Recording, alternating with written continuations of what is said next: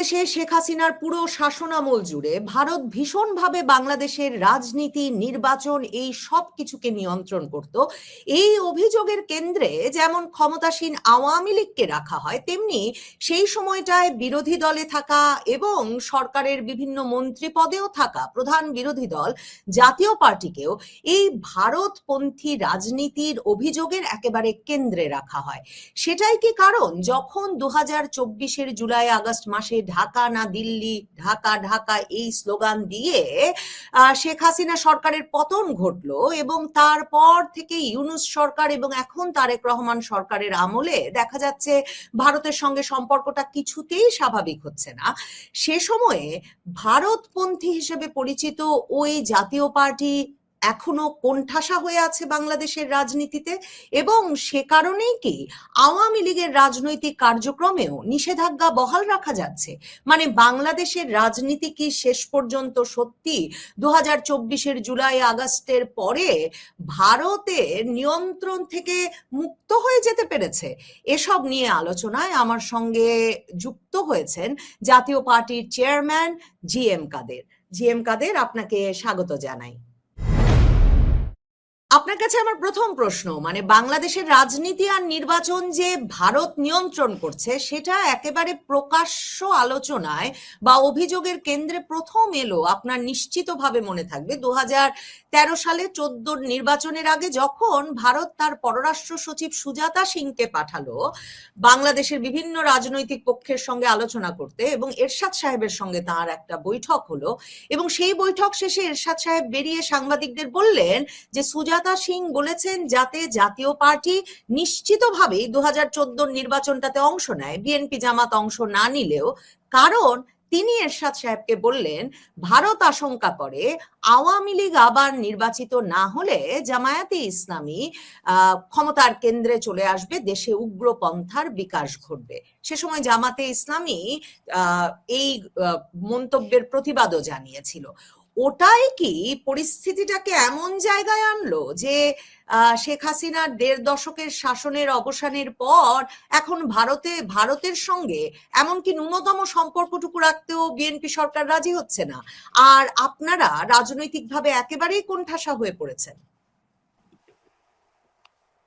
আমাদেরকে কোণঠাসা করা হচ্ছে বিভিন্নভাবে, অন্যায়ভাবে। আর এই কথাটা স্পষ্টভাবে বুঝতে হবে, কতগুলো হলো বাস্তবতা। যেমন আমরা আমাদের প্রতিবেশী চয়েস করতে পারবো না, প্রতিবেশী আমাদের যেটা আছে সেটার সঙ্গে আমাদের বসবাস করতে হবে, এটা একটা বাস্তব সত্য। এবং আমাদের প্রতিবেশী যে কোনো ভাবেই হোক, ভারত একটা উপমহাদেশ, এটা তো ঠিক দেশও নয়। সেখানে একেবারে মানে পাহাড় আছে, পর্বত আছে, জঙ্গল আছে, মরুভূমি আছে, শস্য ল্যান্ড আছে, নদী আছে, সাগর আছে, সবই আছে। সেই অবস্থায় একটা বড় দেশ এবং তাদের বিশাল সম্পদশালী দেশ, তাদের যে লোক সংখ্যা প্রচুর এবং তারা যথেষ্ট দক্ষ লোক এবং খুবই বেশি তারা দেশপ্রেমিক আমি দেখেছি।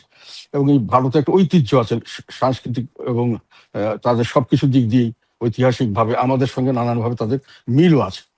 এখন এই প্রতিবেশীর সঙ্গে আমাদেরকে সহ অবস্থান করতে হবে যে কোনো ভাবে হোক। তার মানে যে আমাদেরকে যাত্রা চাপিয়ে দেবো সেই হিসেবেই চলতে হবে, এটা কিন্তু আমরা কোনো সময় গ্রহণ করিনি আমরা। এবং সেইভাবে আমরা দেশের স্বার্থ রক্ষা করে তারপরে সম্পর্ক রাখা, এটাই এরশাদ সাহেব সবসময় করেছেন, আমরাও সবসময় করে এসেছি। কাজে যে কথাটা বলা হয়েছে যে ভারত সবসময় চাপিয়ে দেওয়ার চেষ্টা করে, ভারত একটা জিনিস সম্পর্কে, ভারত আমি যেটা বুঝেছি, যেটা সম্পর্কে সবসময় তারা খুব শঙ্কিত থাকে, সেটা হলো মানে nobody wants a বেগার in their backyard. যেটা ভারতের ইংরেজ বাংলাতে বলা যায় যে বাংলাদেশ একটা বেগার হয়ে থাকুক এবং আমার ব্যাকইয়ার্ডে বসবাস করুক, এটা ভারতের জন্য একটু অস্বস্তিকর। এবং ভারত এটাতে আরেকটা নিরাপত্তার ঝুঁকি মনে করে, কারণ ভারতের বাংলাদেশের স্ট্র্যাটেজিক লোকেশনটা এমন একটা জায়গায় যেখানে ভারতের পেটের মধ্যে এবং দুপাশকে ডিভিশন করে দেওয়া, চিকেন নেক ছাড়া একটা বেশ সেন্সিটিভ অঞ্চল, যেটা নিয়ে ভারতের সঙ্গে চায়নার একটা মতবিরোধ আছে নানান কিছু নিয়ে, সে তার ব্যাপারে মালিকানা অনেক সময় দাবি করে চায় না। এইসব এলাকার যাওয়া আসার ব্যাপারে যে বাংলাদেশ একটা মধ্যখানে একটা অন্য দেশ, তাদের জন্য একটা বাধা হয়ে দাঁড়াতে পারে। সেসব কারণে তারা দেশের নিরাপত্তার খাতিরে তারা বাংলাদেশে এমন কোনো সরকার চায় না যারা এসে এই ভূমিটাকে, তাদের এই স্ট্র্যাটেজিক লোকেশন থেকে ভারতের বিরুদ্ধে ব্যবহার করার জন্য তারা কোনো না কোনোভাবে এখানে ঘাঁটি কেটে বসে। এবং সেটা বিভিন্ন সময় হয়েছে। পাকিস্তান আমল হয়েছে, পরবর্তীকালে অনেক সময় হয়েছে যে এখানে উলফাদের ঘাঁটি হয়েছে, এখানে অন্যান্য সন্ত্রাসী সংগঠন এসছে এবং ভারতের বিরুদ্ধে কাজ করেছে। এবং সরকারগুলিকে এই বিষয়টা ভারতের জন্য বড় একটা হেডেক ছিল যে আমরা যদি এরকম একটা সবসময় সরকার থাকে যারা এইসবকে আর একটা মানে আমাদের এই ল্যান্ডটাকে ব্যবহার করে আমাদেরকে ক্ষতি করার চেষ্টা করবে, তাহলে তার জন্য আমাদেরকে একটা সবসময় আগাম একটা সতর্কতা নিতে হবে, প্রচুর অর্থ ব্যয় করতে হয় এগুলো বর্ডার টর্ডারের জন্য। আর একটা জিনিস তারা সবসময় ভয় করে বাংলাদেশের ব্যাপারে, যেটা পুয়ার কান্ট্রি, এটাকে এখন পর্যন্ত অত্যন্ত দরিদ্রতম অবস্থায় আছে এবং এটার মধ্যে বেশিরভাগ মুসলমান, মানে মেজরিটি 70-80% আগে ছিল, এখন প্রায় 90% মুসলিম পপুলেশন এবং হাই পপুলেশন এবং আনএমপ্লয়েড, পুয়ার। এসব জায়গায় ভারতের ধারণা এবং অনেক দেশেরই ধারণা, এখন আমেরিকানরাও মনে করে যে পুয়ার মুসলিম কান্ট্রিজ যে কোনো ভাবেই হোক জঙ্গিবাদের সঙ্গে জড়িত হয়েছে, আল কায়দা নানান ধরনের এইসব নেটওয়ার্কের তাদের মধ্যে তারা তাদের সঙ্গে জড়িত হয় এবং তারা বড় ধরনের ধর্মীয়ভাবে উদ্বুদ্ধ হতে, তারা তাদের ধারণায় যেটা হয়ে তারা জিহাদ টিহাদ ইত্যাদির নামে সুইসাইড বোম্বার অনেক কিছু অনেক দেশে সৃষ্টি করতে পারে। এবং ভারত এটার জন্য ভয় করে যে এখানে একটা হলো এমন কোনো শক্তি এসে এই ল্যান্ডটাকে ব্যবহার করে আমাদের সমস্যার সৃষ্টি না করে নিরাপত্তার। আর 2 নম্বর, এটা যদি পুয়ার থাকে এবং মুসলিম প্রিডমিনেন্ট মুসলিম কান্ট্রি হিসেবে এখানে জঙ্গিবাদের উত্থান হলে সেটাও তাদের জন্য একটা বড় ধরনের সমস্যার সৃষ্টি করতে পারে যে কোনো সময়। জঙ্গিবাদ আসলে সুইসাইড বোম্বার বিভিন্ন জায়গায় গেলে, এবং এগুলো বিভিন্ন সময় তাদের এটা উৎকণ্ঠার কারণও দেখা গেছে। অনেক সময় এটা নিয়ে ভারত সুস্পষ্টভাবে বলেছে এখানে ঘাঁটি আছে, এখানে এটা করা হচ্ছে, এবং বিভিন্নভাবে সরকারের সঙ্গে তারা ধ্যান দরবার করে এগুলো থেকে রক্ষা পাওয়ার চেষ্টা করেছে। তো এই একটা কনসার্নের থেকে ভারত অনেক সময় চায় যে তাদের বাংলাদেশের রাজনীতি, তাদের কোনো এটাতে খুব বড় কিছু স্টেক নেই এক্সেপ্টিং দেয়ার এই সিকিউরিটি থ্রেট। এবং তারা এখানে বরং আর একটা জিনিস আমরা যেটা খেয়াল করেছি যে ভারতপন্থীর জন্য না, প্র্যাকটিক্যালি দেখি যেটা খেয়াল করেছি, ভারত আমাদের দেশকে মানে সম্পদশালী করা, সমৃদ্ধশালী করতে পারলে ওরা খুশি হয় যে এই দেশটা তখন আর বেগার থাকবে না, আমাদের কেউ চিন্তা করতে হবে না, এইটা ব্যবহার করে কেউ আমাদের এখানে আসতে, আমাদের নিরাপত্তার ঝুঁকি হবে না, অথবা এরা নিজেরাই জঙ্গি হয়ে আমাদের উপরে একটা জঙ্গি সুইসাইড অ্যাটাক বিভিন্ন সময় আমাদের রাজনীতি, পারিবারিক সামাজিক সমস্যার সৃষ্টি করতে পারে। এসব কারণে ভারতীয় জনগণের একটা কনসার্ন এই বাংলাদেশ সম্পর্কে আছে এবং সেটাকে তারা চায় যে এরকম ভাবে থাকলে আমরা খুশি, এটুক তারা দেখতে চায়।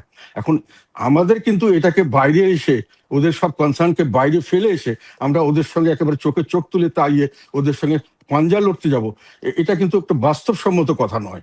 এবং যে কোনো ভাবে হোক আমরা যতটা ভারতের উপর নির্ভরশীল, ব্যবসা বাণিজ্য বিভিন্নভাবে আমাদের যে একেবারে ইকোনমিক প্রসপ্যারিটির যে কোনো ভাবে যদি ভারতের সঙ্গে আমাদের সুসম্পর্ক থাকে, চিকিৎসা বিষয়ে লেখাপড়া সব ব্যাপারে আমরা কিন্তু লাভবান হই। তারা আমাদের সঙ্গে ব্যবসার পয়েন্টটা তাদের জন্য খুব বড় জিনিস নয়। এখানে হয়তো তারা যদি ব্যবসা হয় কিছু ব্যবসা লুজ করবে, সেটা তারা অন্যান্য সব জায়গায় গিয়ে সেটা ম্যানেজ করতে পারে। আমরা কিন্তু যদি লুজ করি সেখানে আমাদের কিন্তু ম্যানেজ করার তেমন কিছু থাকে না। যে ভারতের সঙ্গে এবং তাদের সমৃদ্ধির সঙ্গে আমরা একসঙ্গে তাল মিলিয়ে যদি সমৃদ্ধিশালী হতে চাই, সেটা ভারতের জন্য লাভজনক, আমাদের জন্য লাভজনক, উইন উইন সিচুয়েশন। এবং ভারত এটা চায়। কাজে এতটুক পর্যন্ত এই বাস্তবতাকে স্বীকার করে নিয়ে ভারতের সঙ্গে রিলেশনশিপ করলে আমরা মনে করি যে ভালো হবে। এই ডিকটেশনটা আমরা যে সবসময় জাতীয় পার্টি যে সবসময় মেনে নিয়েছে বা আওয়ামী লীগ যে সবসময় মেনে নিয়েছে সেটাও নয়, এটাকে অনেক সময় বাড়িয়ে দেখানো হয়েছে, একেবারে নতজানু দেখানো হয়েছে। এরশাদ সাহেব কিন্তু যথেষ্ট পরিমাণে তাকে এইরকম বলা হয়েছিল এবং উনি কিন্তু প্রকাশটা উনি করেছিলেন যে তারা চাচ্ছে, কিন্তু আমরা মনে করি, উনি বলেছিলেন মনে করি সব দল না আসলে এই নির্বাচনটা দেশের জন্য ভালো হবে না এবং এটা আমরা এইভাবে করতে চাই না। এবং উনি কিন্তু পরিষ্কারভাবে এটা বলেছেন, উনি বলেছেন, অন্যকে বলেনি, এবং বলেছেন যে আমরা এটাতে যাব না, যদি সব দল না আসে আমরা যাব না। তো সেখানে আমি কিন্তু সেই আপনাকে ইন্টারাপ্ট করি, কিন্তু শেষ পর্যন্ত এরশাদ সাহেবকে যেতে হলো, এরশাদ সাহেবের দল গেল, এরশাদ সাহেব কে রীতিমতো হাসপাতালে তুলে নিয়ে যাওয়া হলো, মানে সিএমএইচ এ তাকে অসুস্থ বানিয়ে তুলে নিয়ে যাওয়া হলো। এবং আপনারা নির্বাচনে অংশ নিলেন, রওশন এরশাদ জি আপনি, এবং আপনাদেরকে মনে করা হলো যে আপনারা আসলে তখন ভারতের কথায় চলে ওই নির্বাচনটায় অংশ নিলেন।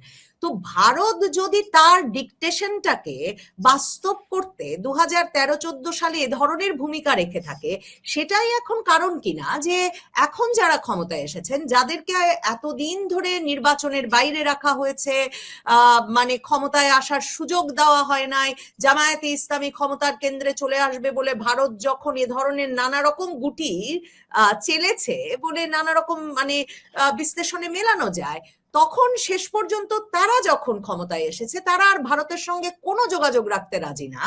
এবং আপনারাও একেবারে রাজনৈতিকভাবে কোণঠাসা হয়ে পড়েছেন, মানে এটাই হওয়ার কথা ছিল, মানে এক রকমের ভারতেরও বাংলাদেশের রাজনীতিতে পতন ঘটেছে কিনা 2024-এর জুলাই আগস্টের পরে। আর কোথায় গেল, মানে ভারতের এত ইনফ্লুয়েন্স, ভারতই 2014 নির্বাচন করিয়ে দিচ্ছে, 2018 নির্বাচন করিয়ে দিচ্ছে, 2024-এর নির্বাচনের আগে আপনি সফর করে এলেন, ভারত থেকে এসে বললেন যে ভারত একটা শান্তিপূর্ণ নির্বাচন চায়।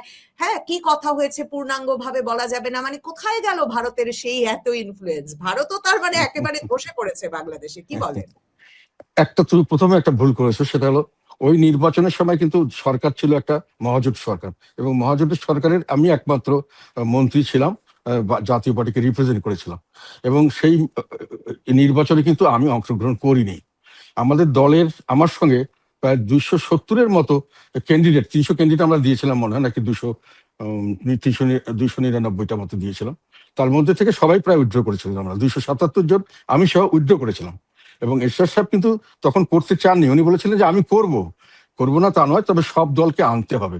এবং উনি একটা প্রস্তাব দিয়েছিলেন যে লাস্ট যেদিনকে শিডিউল শেষ হয়ে গেল, বলে শিডিউলটাকে আর একটু পিছিয়ে দেন, 1 সপ্তাহ বা 10-12 দিন সময় দিয়ে ওদেরকে আবার বলুন।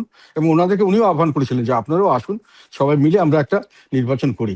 তখন শেখ হাসিনা যেটা আমাদের কথা দিয়েছিলেন যে আমি সব দেশেই নির্বাচন করে সরকারি থেকে, আমরা কেন এক্সেপশন, আমরা কেন এই বিশ্বাসযোগ্যতা অর্জন করতে পারছি না। তো সেই হিসাবে উনি তখন আমাদেরকে বললেন, সবাইকে রিকোয়েস্ট করলেন, এবং এরশাদ সাহেবকে উনি তো রাজি হলেন না, সবাই যদি আসে আমরা করবো বলেছিলেন।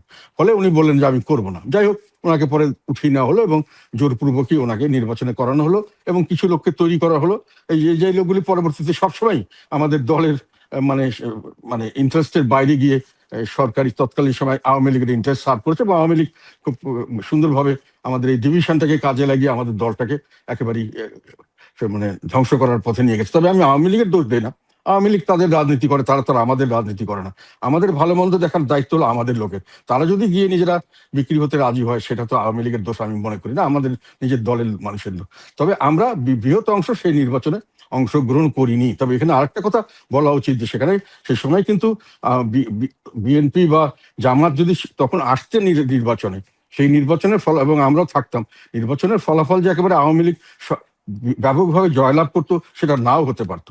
এবং সেখানে কিন্তু শেখ হাসিনা কোনো বাধা দিচ্ছিলেন না, ওনারাই বরং তখন বিএনপি নানান ভাবে সন্ত্রাসী করে নানান কিছু ভোট সেন্টার জ্বালিয়ে দিয়ে, পথেঘাটে আগুন লাগিয়ে দিয়ে এটাকে ঠেকানোর চেষ্টা করেছেন, পারেননি।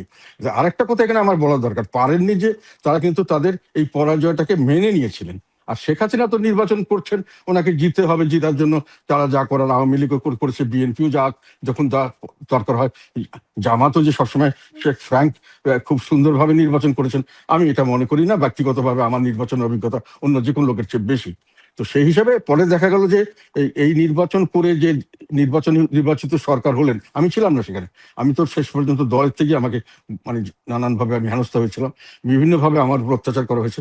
কিন্তু আমি ওই নির্বাচনের পরবর্তীকালে কিন্তু আমাকে 2014 সালে আমাকে আবার টেকনোক্র্যাট মিনিস্টার হওয়ার জন্য অফার দেওয়া হয়েছিল এই হাসিনা সরকারের সেই সময়কার, আমি কিন্তু সেখানেও গ্রহণ করিনি। তো কাজেই এগুলোর সময় জাতীয় পার্টির বেশিরভাগ লোক এই নির্বাচনটাকে বর্জন করেছিল, কিন্তু বিএনপি এবং তাদের সহযোগী তারা কিন্তু এই নির্বাচনে অংশগ্রহণ না করলেও এই নির্বাচনের পরে যে স্থানীয় সরকার নির্বাচনগুলো হয়েছিল এই সরকারের আমলে এবং এই নির্বাচন কমিশনের আন্ডারে, সবগুলোতে তারা অংশগ্রহণ করেছে। এবং পরবর্তীতে গিয়ে 2018 সালে কিন্তু গিয়ে আবার তারা সর্বাত্মকভাবে ওই নির্বাচনে অংশগ্রহণ করেছে। এখন এখানে ভারতের আমি দোষ বা গুণের কথা বলি না, ভারত তার ইন্টারেস্ট মনে করেছিলেন যে এই ধরনের একটা নির্বাচন হলে এবং যে কোনো ভাবে হোক তাদের জন্য এমন কোনো দল যা না আসে যারা তাদের স্বার্থের বিপক্ষে বা তাদের সিকিউরিটির স্বার্থের বিপক্ষে কাজ করবে। আমি সিকিউরিটি কথা বলতে চাচ্ছি, ব্যবসায়িক স্বার্থ নিয়ে ভারত খুব বেশি জড়িত নয়। সেখানে তারা বলেছেন, এবং পরবর্তীকালে যারা এখন বাহাদুরি করছেন তারাও কিন্তু নির্বাচনটায় না অংশগ্রহণ করলে পরবর্তী নির্বাচনের ফলশ্রুতিতে যেগুলো সবগুলোতে অংশগ্রহণ করেছেন, এবং 2018 সাল পর্যন্ত তারা এই সরকার এবং এই ধরনের সিস্টেমকে অ্যাকসেপ্ট করে নির্বাচন করেছেন। কাজে এককভাবে দোষ দেওয়া বা একেবারে সবকিছুতেই জাতীয় পার্টি গেল এবং ভারত তাদেরকে সবকিছু করালো, ভারতের কারণে হলো, সেটা নয়। আর ভারত যেটা পরবর্তীকালে ইন্ডিয়ানরাও অন্যান্য দলও বুঝতে পেরেছেন যে ভারতের সঙ্গে একটা সহজ সম্পর্ক ছাড়া সামনের দিকে রাজনীতিতে তাদের অসুবিধা হতে পারে, কারণ ভারত একটা বড় দেশ এবং যে কোনো ভাবেই হোক তারা তাদের স্বার্থ দেখবে। আমেরিকা যেমন তাদের স্বার্থ দেখছে, নিজের সব দেশ নিজের স্বার্থ দেখে। সেখানে তো আমেরিকাও যেগুলো চাপিয়ে দিচ্ছে আমাদের উপর, সেটাও তো এক ধরনের কি বলবো আধিপত্যবাদে বলা তো যায়, যে ভারতের আমাকে যেটা সবচেয়ে বড় ভয় ছিল যে জামায়াতে ইসলামী ক্ষমতার কেন্দ্রে চলে আসবে, সেটা যেমন এসেছে, প্রধান বিরোধী দল হিসেবে এসেছে, তেমনি মানে একরকমের তো এই যে বিএনপি সরকারের সঙ্গেও যাদের উপরে খুবই আশাবাদ ছিল, যে কারণে বেগম খালেদা জিয়ার মৃত্যুর পর এস জয়শঙ্কর এলেন, প্রধানমন্ত্রী মোদী বারবার চিঠি লিখছিলেন, ফোন করছিলেন তারেক রহমানকে, এমনকি তারেক রহমান দেশে ফেরার সময়ও ভারতের সমর্থন বিরাটভাবে কাজ করেছে, সেটা শোনা যাচ্ছিল, ধারণা করা যাচ্ছিল। খুবই গুরুত্বপূর্ণ সূত্রে এই আলোচনার কথা উঠে আসছিল, কারণ জামায়াতে ইসলামীকে কিছুতেই ভারত চায় না। কিন্তু এখন তো তারেক রহমানের সঙ্গেও বিএনপি খাতির করতে পারছে না, মানে একেবারে যে জায়গায় নিয়ে গেছে বিএনপি সরকার এখন ব্যাপারটাকে, শেখ হাসিনাকে ফেরত না দিলে তারেক রহমানের সফর হবে না। মানে মনে হচ্ছে যে মুখ দেখা দেখি বন্ধ করতে চায় তারেক রহমান সরকার। তো ভারত সরকার কি তাহলে তাহলে তো একটা বড় ধরনের বেকায়দায় পড়েছে। এমন বেকায়দায় পড়লো কি করে ভারত সরকার? মানে ওই 2013-14 সময়কার বাড়াবাড়ির ফল? ভারত সরকার কখনোই বেকায়দায় পড়বে না, এটা কতগুলো জিনিস আমাদেরকে রিয়েলাইজ করতে হবে। ভারত অনেক বড় একটা শক্তিশালী দেশ, শক্তি, তাদের মিলিটারি পাওয়ার বিরাট, তাদের যেটা বললাম আর কি, তাদের সব পাওয়ারই আমাদের চেয়ে অনেক বড়। তারা বিপদে পড়বে না, তাদের সব ধরনের অপশনস থাকে, একটা একটা অপশন না হলে আরেকটা অপশনস তারা ইউজ করবে। সেখানে আহ, আমরা কিসের উপর দাঁড়িয়ে এই শক্তিকে চ্যালেঞ্জ করছি সেটা নিয়ে আমি একটু সন্দিহান। মানে আমাদের নিজে, এই জন্য আমি বারংবার কিন্তু বর্তমান সরকারকে বলেছিলাম যে ওনাদের সঙ্গে কথাবার্তা বলেন, আমরা অনেক ক্ষেত্রেই বাধা আছি, যেটা আমি ইচ্ছা করলেও পারবো না। আমার পরিষ্কার কথা, একটা স্টেট একটা কথা, যে আমাদের এই যে মানে গঙ্গা চুক্তি বা যেটাই বলেন এই পদ্মা পানি আসা, আবার তিস্তা চুক্তি বা এইরকম যে অভিন্ন নদীগুলি, সবগুলি প্রায় ভারতের কন্ট্রোলে।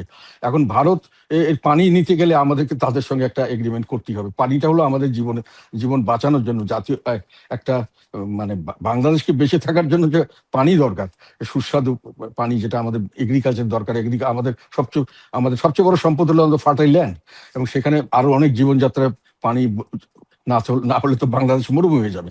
তো সেইখানে বাংলাদেশের কিন্তু ভারতের উপর ডিপেন্ড করতে হবে। আপনি যতই বাহাদুরি দেখেন, আমি একটা সিম্পল একটা কথাই খালি বললাম, যে পানিটা কিন্তু ওরা যদি না দিতে চায়, কথার কথা বলছি, আপনাকে যদি এগ্রিমেন্ট না সই করতে চায়, আপনি পৃথিবীর যে কোনো শক্তিকে দিয়ে চাপ দিলেও ভারতকে এটা করাতে পারবেন না। কেননা ওরা যে কনভেনশন, আমি যতটুকু জানি, যেহেতু আমি ডিল করেছিলাম, যে এই যে উপর থেকে যারা পানি আসবে অভিযানের, তাদেরকে নিচের লোকের সঙ্গে কথা বলতে হবে, এইসব কনভেনশনে ভারত সাইন করে নেই, এবং ভারত এগুলোতে মানতেও রাজি না।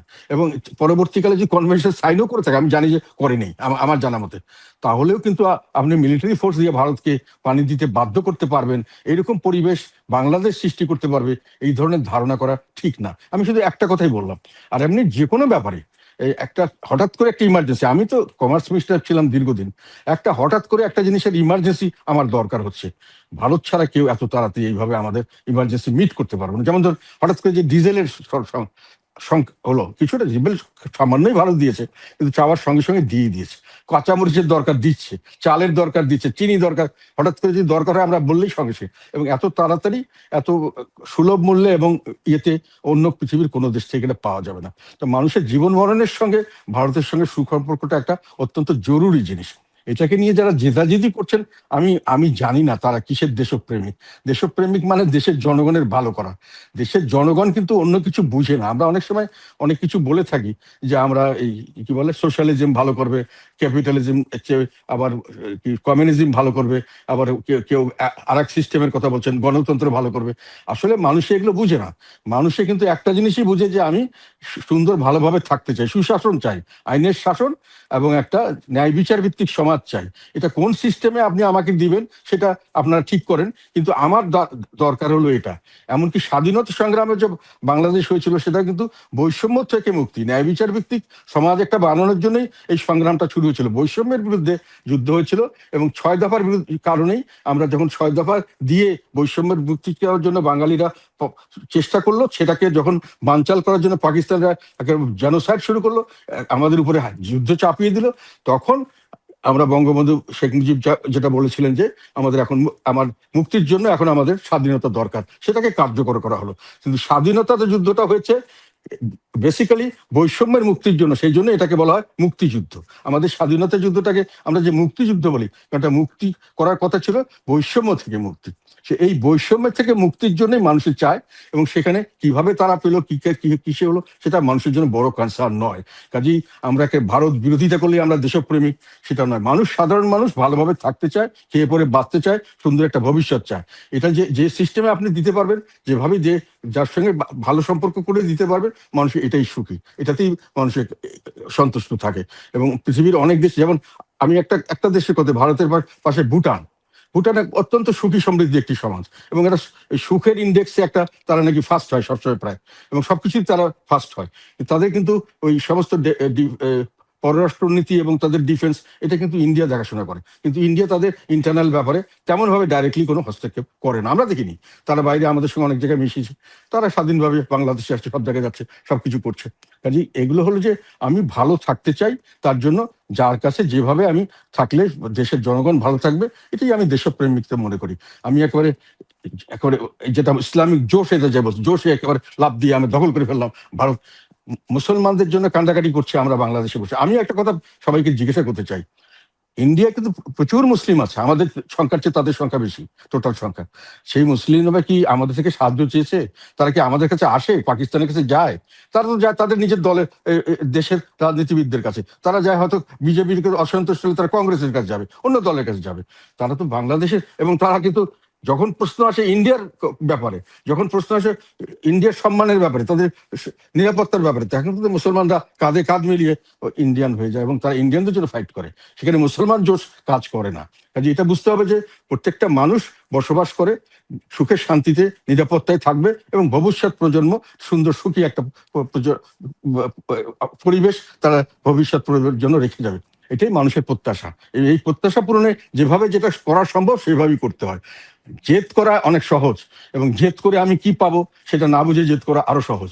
এবং আমার মনে হয় আমরা অনেক সময় অনেক কিছু করছি যেটাতে জনগণের প্রত্যাশাটা সম্পর্কে আমরা পরিষ্কারভাবে ধারণা করতে পারছি না। এবং এই যে একটা যারা বলেন দ্বিতীয় স্বাধীনতার কথা, দেখেন 2024-এর জুলাই আগস্টের পর এটা তো খুব পরিষ্কার ভাবে বোঝা গেছে যে একটা বিরাট পক্ষ সার্বভৌমত্বের বলছেন যে সার্বভৌমত্ব চর্চিত হচ্ছিল না এই ভারতের নিয়ন্ত্রণের কারণে। তারা একটা ভারতের নিয়ন্ত্রণ মুক্ত পরিবেশ চান বাংলাদেশে, এবং ভারতের দাদাগিরি বন্ধ চান। তারা চান যে মানে মানে ভারতের সঙ্গে সম্পর্কের দরকার নাই, বরং একটা যুদ্ধংদেহী মনোভাব চান ভারতের সঙ্গে। সেটাও তো জনগণের একটা বিরাট অংশের মধ্যে চাওয়া আছে, সেটা 2024-এর জুলাই আগস্ট থেকে খুব বেশি মাত্রায় পরিষ্কার। সে বিষয়ে কি মানে সেই আকাঙ্ক্ষাটার বিষয়ে কি বলবেন? মানে এই যে অনেকেই মনে করছেন যে ভারতের এক রকমের মানে অঙ্গরাজ্য বানানো হয়েছে পাকিস্তান ভেঙে বাংলাদেশ তৈরিতে, এই ন্যারেটিভ গুলো তো খুব পরিষ্কার ভাবে আলোচিত হচ্ছে, যে কারণে দ্বিতীয় স্বাধীনতার প্রশ্ন আসছে যে মানে এবারের স্বাধীনতা আসলে ভারতের আধিপত্য থেকে মুক্তির স্বাধীনতা। সেটার সাথে একটু যুক্ত করতে চাই, আপনি কিছুক্ষণ আগে বলছিলেন যে এই যে বাংলাদেশে উগ্রবাদের বিকাশ, জঙ্গিবাদের বিকাশ নিয়ে মার্কিন যুক্তরাষ্ট্রেরও উদ্বেগ আছে। শুরুর প্রশ্নেই বলছিলেন শুধু ভারত না, সম্প্রতি আমরা যাদের একটা খুব বাংলাদেশে বড় ধরনের প্রকাশ্য বিচরণ দেখছি সেটা মার্কিন যুক্তরাষ্ট্র। এবং আমরা সম্প্রতি শুনলাম যে প্রেসিডেন্ট ট্রাম্পের যে দক্ষিণ ও মধ্য এশিয়া বিষয়ক বিশেষ দূত সার্জিও বোরেলেন, তিনি এসে যেমন দীনেশ ত্রিবেদীর সঙ্গে সাক্ষাৎ করলেন, তিনি আমরা শুনলাম আওয়ামী লীগেরও কোনো কোনো নেতার সঙ্গে সাক্ষাৎ করলেন, কারণ তার দুদিনের আসলে কোনো সফরসূচি জানা যাচ্ছিল না। এমনকি আমরা শুনলাম জাতীয় পার্টির চেয়ারম্যান হিসেবে আপনার সঙ্গেও তার সাক্ষাৎ হয়েছে। মার্কিন যুক্তরাষ্ট্রের মনোভাব কি বুঝতে পারছেন? আর ভারতের আধিপত্যবাদ থেকে বাংলাদেশের মানুষের যে মুক্তির আকাঙ্ক্ষা, সেটা খুব স্পষ্ট হয়ে উঠছে কিনা এখন? এখানে আমি বলছি যে এখানে একটা অদ্ভুত একটা মানসিকতা কাজ করছে। মানুষের যে এত অন্ধ হতে পারে আমি ধারণা করতে পারিনি। আপনি ভারতের আধিপত্য থেকে মুক্তি যেতে চাচ্ছেন কি নিজের থেকেই, নিজেরাই আছেন না আপনার পিছনে কেউ আছে? প্রশ্ন হলো যে ওনারা যেটা বলতে চাচ্ছে সেটা হলো পাকিস্তান থাকলেই ভালো ছিলাম। তাহলে ভারতের আধিপত্যবাদ থেকে মুক্তি পাওয়ার জন্য ওরা পাকিস্তানি আধিপত্যবাদের সঙ্গে জোট করতে চাচ্ছেন এবং সেইভাবেই কথাবার্তাগুলো বলছেন। বা তাদের যে একটা চ্যানেল আগের থেকে ছিল, পাকিস্তানের সঙ্গে আরসিডি ছিল, আমরা যখন ছোট ছিলাম, টার্কিশ ছিল, এই ইরানও বোধ আরসিডি, হ্যাঁ, রিজনাল কোঅপারেশন পার্টি, এর মধ্যে এই ইরানও বোধ ছিল। তো ওই ওই লাইনে তারা কি ওটাকেই স্বাধীনতা মনে করছেন? তারা বলতে চাচ্ছেন যে 71-এর আগে আমরা যেভাবে ছিলাম ওটি আমরা বেশি স্বাধীন ছিলাম। এটা তো বাংলাদেশের মানুষ আমার মনে হয় না যেটা কখনো স্বীকার করবে।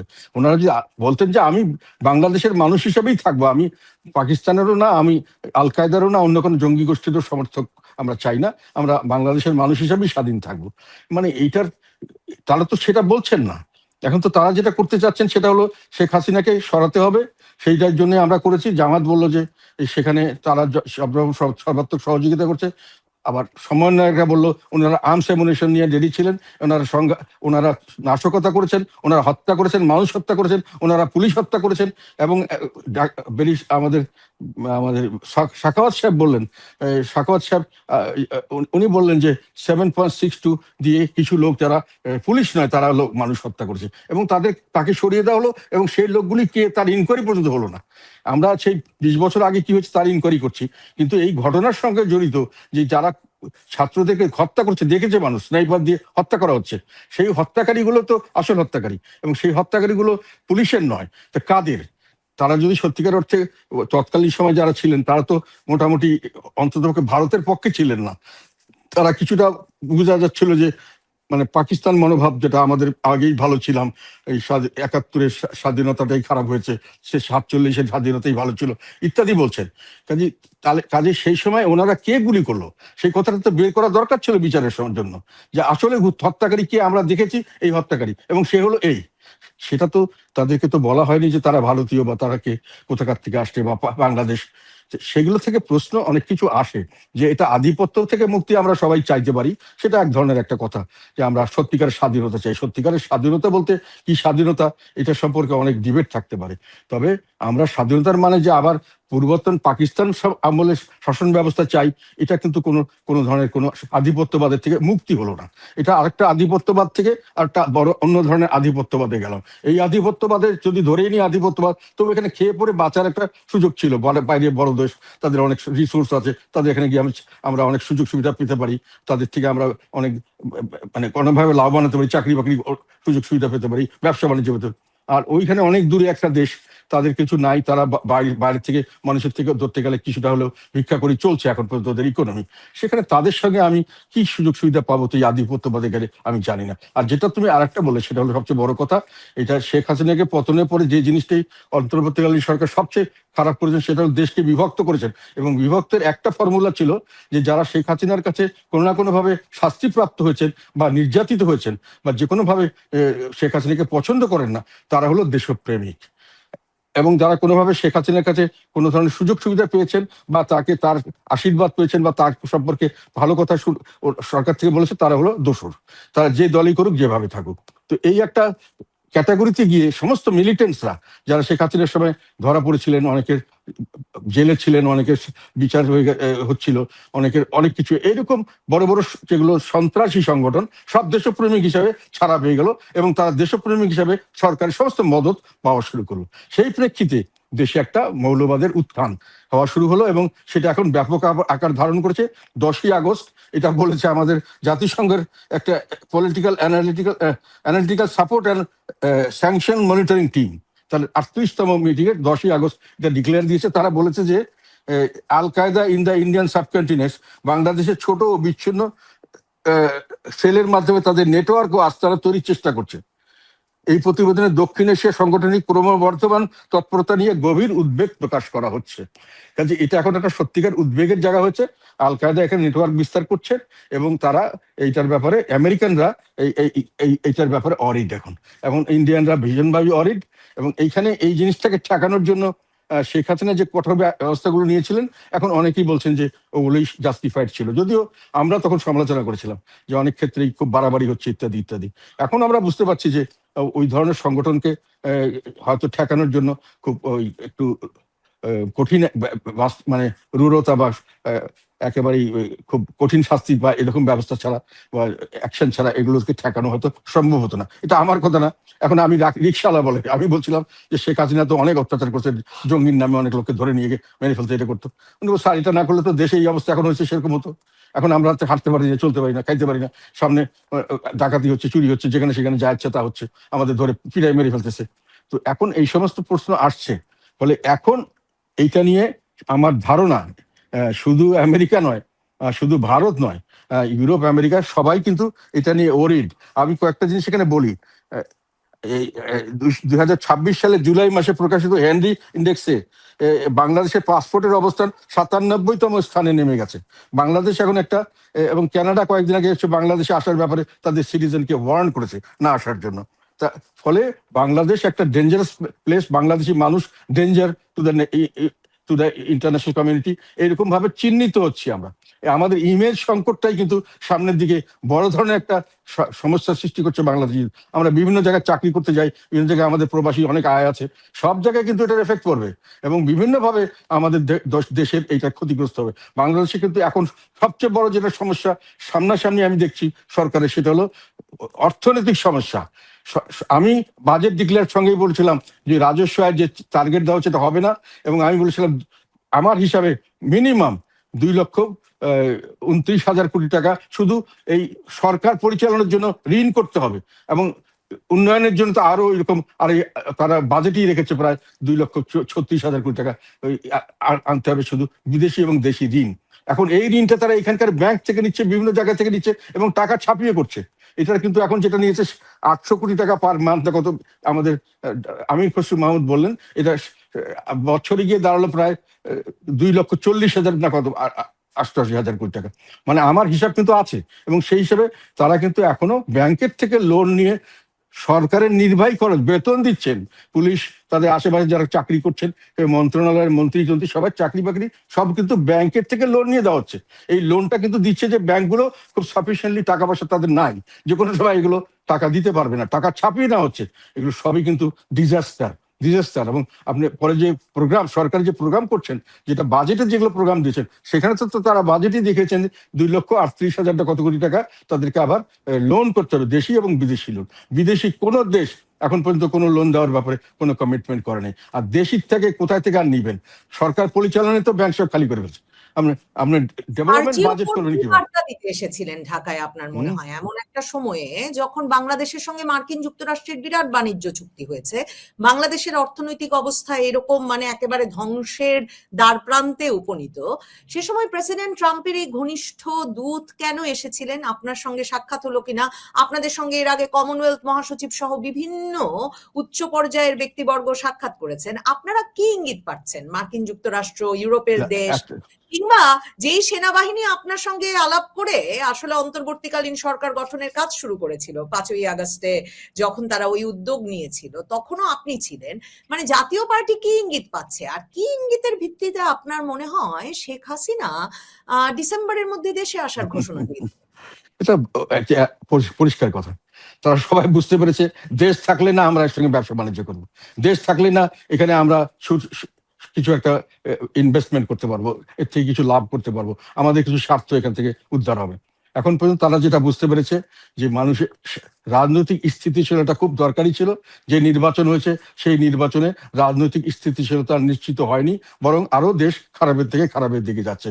অন্তর্বর্তীকালীন সরকার দেশটাকে যে পর্যায়ে নিয়ে গেছিলেন, এই সরকার এসে সেই একই লাইনে চলছেন এবং এর থেকে আবার নিচের দিকে চলে যাচ্ছেন। এখন পর্যন্ত বাউন্স ব্যাকের কোনো অবস্থা দেখা যাচ্ছে না, এবং তার একটাই কারণ, তারা বুঝতে পেরেছেন যে দেশের অর্ধেকের বেশি মানুষকে রাজনৈতিক প্রক্রিয়া থেকে বাদ করে রেখে এবং তাদেরকে সম্পূর্ণ নিশ্চিহ্ন করে দেওয়া হবে এই ধরনের কর্মকাণ্ড এবং এই ধরনের ঘোষণা দিয়ে এবং কর্মকাণ্ড পরিচালনা করে কোনো দেশে কোনো স্থিতিশীলতা বাংলাদেশে অন্তর্পক্ষে আসা সম্ভব না, কোনো দেশেই আসা সম্ভব না। স্থিতিশীলতা ছাড়া রাজনৈতিক স্থিতিশীলতা ছাড়া এই যে সামনে বিশাল সমস্যা, গ্যাসের সমস্যা, এটা আমি সুযোগ পেলে বলতাম। আমি এই সেক্টরে 10 বছর কাজ করেছি, আমার মতো এক্সপার্ট আমার মনে হয় এখন যারা আছেন তাদের মধ্যে অনেকেই এটা পারবেন না, আমার হচ্ছে ডিটেল তারা জানতে পারেন না। আমি এনার্জি সেক্টর নিয়ে কাজ করছি, I was one of the key man of energy sector in Bangladesh. তো আমি জানি গ্যাসের সমস্যা অত্যন্ত জটিল সমস্যা, এটা সহসা সমাধান হবে না। তো একমাত্র রাজনৈতিক স্থিতিশীলতা এবং সকলের মধ্যে ঐক্য ছাড়া, জাতীয় ঐক্য ছাড়া বাংলাদেশের সামনের দিকে এগিয়ে যাওয়ার কোনো কোনো সম্ভাবনা নাই। রাজনৈতিক স্থিতিশীলতার জন্য যেটা বললাম, পরে বললাম, জাতীয় ঐক্য দরকার। সবাইকে নিয়ে বসে দেশ পরিচালনা করতে হবে। বিশাল সমস্যার সামনে দেশ একেবারে গোল্লায় যাওয়ার অবস্থা হয়েছে, ধ্বংস হয়ে যাওয়ার পর্যায়ে গেছে। দেশকে ফেইল্ড স্টেট হতে পারে, দেশ দুর্ভিক্ষ হতে পারে। সামনে সারের দাম বেড়ে যাচ্ছে, এখনো সার কেনা হয়নি গভর্নমেন্টের। সারের কিন্তু দরকার সার ছাড়া আমাদের এগ্রিকালচার সেক্টরে ধস নেমে যাবে।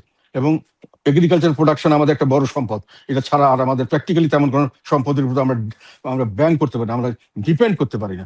সেটা ধ্বংস হয়ে যাচ্ছে। এই ধ্বংস থেকে বাঁচাতে গেলে আমেরিকা বুঝতে পারছে, ইন্ডিয়া বুঝতে পারছে, আগের থেকে ইন্ডিয়া বলছিল, চায়নাও এখন বুঝতে পারছে যে রাজনৈতিক স্থিতিশীলতার দরকার। তার জন্য ইনক্লুসিভ রাজনীতি দরকার, তার জন্য সমঝোতা দরকার, ঐক্য দরকার। ঐক্য ছাড়া সারা দেশের লোক একসাথে এটার মোকাবেলা করা ছাড়া এই সামনের সমস্যার মোকাবেলা সম্ভব হবে না। আর সম্ভব যদি না হয়, consequence will be very grave for everybody of the. সেটা কিন্তু সবাই বুঝতে পেরেছে। একটা হলো এটা একটা ফেইল্ড স্টেট হবে, এবং কি বলে ইসলামিক স্টেট বা আল কায়দা টাইপের কোনো গ্রুপ এটাকে বিভিন্ন জায়গায় কন্ট্রোল করবে, এবং সারা পৃথিবীর জন্য এটা একটা সিকিউরিটি থ্রেট হবে, এবং ইন্ডিয়ার জন্য ইমিডিয়েট থ্রেট হবে। ফলে এগুলো সবাই বুঝে, এবং চায়না বুঝেছে। চায়না অ্যাম্বাসেডার আমাদের সার্জিও গোর চলে যাওয়ার একদিন পরে, পরের দিনই সাংবাদিকদের প্রশ্নের উত্তরে বলেছেন, আপনি কি হলে বাংলাদেশে ভালো হয়? উনি বলেছেন যে বাংলাদেশে একটা জাতীয় ঐক্য প্রয়োজন, আমাদের রাজনৈতিক স্থিতিশীলতা প্রয়োজন, তার জন্য একটা জাতীয় ঐক্য প্রয়োজন। তার মানে ইনক্লুসিভ রাজনীতির কথা এখন বিশ্বের সকল শ্রেণীর সকল বড় বড় দেশগুলি বলছেন। তারা বাংলাদেশকে নয়, তাদের নিজেদের স্বার্থের কথা চিন্তা করি, বাংলাদেশ তো বটেই, তারা মনে করছেন যে সামনের দিকে আওয়ামী লীগকে আনতে হবে এবং সকলে মিলে দেশটাকে পরিচালনা করার জন্য একটা রাজনৈতিক রিকনসিলিয়েশন করতে হবে। এবং সেটা যদি না করা যায়, এটাকে যদি আরো ওই দিকে ঠেলে নিয়ে যাওয়া যায়, যত নিয়ে যাওয়া হবে তত জিনিসটা খারাপের থেকে আরো খারাপের দিকে যাবে। তখন হয়তো বৃহৎ শক্তিগুলি তাদের যেটা তারা করতে পারে সেইভাবে করে এই স্থিতিশীলতা আনার চেষ্টা করবে। এবং স্থিতিশীলতার জন্য জাতীয় ঐক্য প্রয়োজন, জাতীয় ঐক্যের জন্য ইনক্লুসিভ রাজনীতি প্রয়োজন, ইনক্লুসিভ রাজনীতির জন্য এই আওয়ামী লীগকে রাজনীতির যে তাকে নিষেধাজ্ঞা, সেটা উত্তোলন করে আওয়ামী লীগকে সবাইকে কাজ করতে দিতে হবে। যেটা শেখ হাসিনা বলেছেন, আমি মনে করি খুব রিজনেবল কথা। উনি বলেছেন সবাইকে করতে দেন, বিচার আমি ফেস করব, আমাকে ফাঁসি দিলে দেন, বিচার করবে। তো উনি তো সবাইকে বিচারের আওতায় আনা যায়, বিচার করে আপনি ন্যায় বিচার করে তাকে শাস্তি দেবেন। বিচারের নামে প্রহসন করে শাস্তি দিবেন, এইটা আমরা কেউই চাই না, বিশ্ববাসীও কেউ চাইবে না, বাংলাদেশের সাধারণ জনগণ এটা চাইবে না। দেন ওনারা বিচারের জন্য রাজি আছেন, কিন্তু ওদের দলকে আপনি কাজ করতে দিবেন, সবাইকে তাদের অধিকার দিবেন, তাদের নাগরিক অধিকার, তাদের রাজনৈতিক অধিকার, তাদের মানব অধিকার, এগুলো লঙ্ঘন করা হচ্ছে। এখনো দোষর বলে বাচ্চা ছেলেকে, একটা ছেলেকে পিটিয়ে আপনার মানিকগঞ্জে ফিটিয়ে দিচ্ছে। এগুলো কিন্তু গণহত্যা বলা হয়। ফ্যাসিজম কাকে বলে? এই ফ্যাসিজম তো শেখ হাসিনাকে যে জন্য বলা হয়েছিল, এক কর্তৃত্ববাদী সরকার, সরকারি দল, সরকার, রাষ্ট্র সব এক হয়ে যাবে, এবং রাষ্ট্রীয় সব প্রতিষ্ঠান একজনের কাছে কন্ট্রোলে থাকবে, এবং সে ভিন্ন মতাবলম্বীদেরকে দমন করবে। শেখ হাসিনা করেছে, তারপরে ইউনূস সাহেব করেছে, এখনকার সরকারও এখন পর্যন্ত এইটাই করে যাচ্ছে। তাদের ভিন্ন মতাবলম্বীদের যাকে মনে করছেন তাদের মতের বিরুদ্ধে সরকারের সমালোচনা রাষ্ট্রদ্রোহিতা নয়, সরকারের সমালোচনা প্রত্যেকটা নাগরিকের অধিকার। আমি নাগরিক, আমার একটা অধিকার, সরকার আমি সরকার বানিয়েছি, আমি সরকারকে। সমালোচনাও তো দরকার হচ্ছে না, ধানমন্ডি 32 নম্বরের আশপাশে গেলেও পিটিয়ে পুলিশের হাতে তুলে দেওয়া যাচ্ছে। একদম শেষ প্রশ্ন, সংক্ষেপে। না, এটা আমি বলছি, এটা কি বলা হয় ফ্যাসিজম? ফ্যাসিস্ট একটা পার্টিতে বলা হতো, ফ্যাসিস্ট পার্টিতে এইসবই করতো, এবং এখনো এটা চলছে। এই জন্য বলছি ফ্যাসিজম আপনি বন্ধ করতে পারেননি, ফ্যাসিজম এখন পর্যন্ত চলছে, এটাকে আমরা চাই বন্ধ করতে। এনারা যদি নিজেরা বন্ধ না করে, আমি মনে করি ইন্টারন্যাশনাল কমিউনিটি তাদের স্বার্থে এটাকে বন্ধ করাচ্ছে। তাদের স্বার্থ হলো যে এখানে স্থিতিশীলতা দরকার, না হলে এটা সারা পৃথিবীর জন্য একটা সিকিউরিটি থ্রেট হয়ে যেতে পারে, এবং ইন্ডিয়ার জন্য ইমিডিয়েট থ্রেট হতে পারে। কাজেই ইন্ডিয়াও এবং আমেরিকা এবং যতটুকু আমি জানি চায়না, এরা সবাই এখন চাচ্ছে যে এখানে একটা ইনক্লুসিভ নির্বাচন হোক, ইনক্লুসিভ রাজনীতি হোক, নির্বাচনের কথা বলছি না, আসার পরে সবাই মিলেমিশে দেশটা পরিচালনা করে স্থিতিশীলতা হলে তখন আমরা এখানে ইনভেস্ট করবো। তখন এই যে এত বেকার সমস্যা, এগুলো তো বলতেই পারলাম না। বাংলাদেশের বেকার সমস্যা একটা শুধু এই 24-এর আন্দোলনের পরে 6 মাস পরে সিপিডি জরিপে দেখা গেছে 81 লক্ষ লোক বেকার হয়েছে। 81 লক্ষ না, হ্যাঁ 21 লক্ষ লোক বেকার হয়েছে, তার মধ্যে ওই 80% মতো মহিলারা বেকার হয়েছে। এবং বেকার সমস্যা প্রতিদিন বাড়ছে, ইন্ডাস্ট্রি প্রতিদিন বন্ধ হচ্ছে।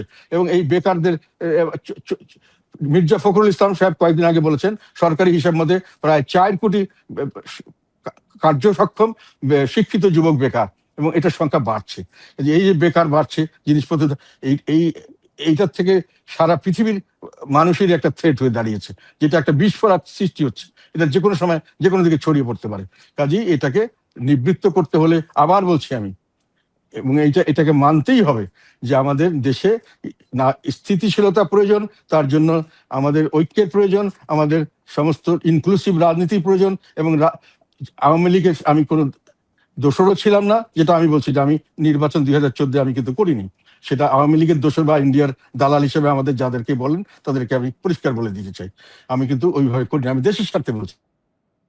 এবং আওয়ামী লীগকে নিষেধাজ্ঞা উঠিয়ে দিয়ে তাদেরকে নির্বাচন রাজনীতি করতে দিতে হবে। শেষ প্রশ্ন, আন্তর্জাতিক হাওয়া বদল টের পাচ্ছেন? সেই আন্তর্জাতিক সম্প্রদায়ের এক রকমের মনোভাবের বদলটা কথা আপনি বারবার বলছেন, সেটা কি মানে খুবই মানে বড়ভাবে টের পাওয়া যাচ্ছে? সেটাই কারণ শেখ হাসিনার দেশে ফেরার ঘোষণা দেওয়ার?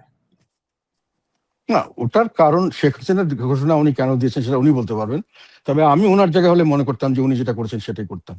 কারণ আমার ভাইকে আমি দেখেছি, ওনাকে বলা হয়েছিল যে আপনার এখন তো আপনি চর ছেড়ে দিলে আপনাকে মেরে ফেলবে, এটা করবে সেটা করবে, ওনার মারার নাকি চেষ্টা হয়েছিল, আমরা বিভিন্ন লেভেল থেকে শুনেছিলাম।